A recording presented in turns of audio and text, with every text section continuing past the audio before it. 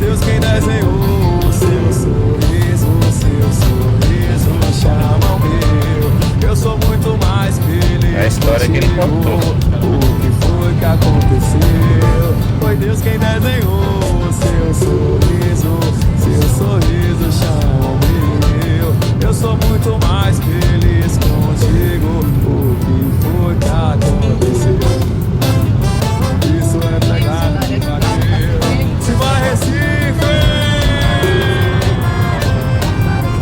vai, vai. Isso aí foi o meu funcionário, querendo meter o rosto ruim, tirou isso aí tudo na enxada. Queria emprestar o cara pros outros.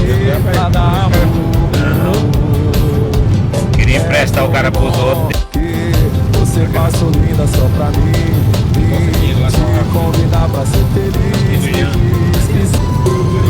Foi Deus quem desenhou o seu sorriso chama o meu. Não vou tirar não. Eu sou muito mais feliz contigo. O que foi que aconteceu? É isso aí, chuva, muita chuva na Bahia. Preparo.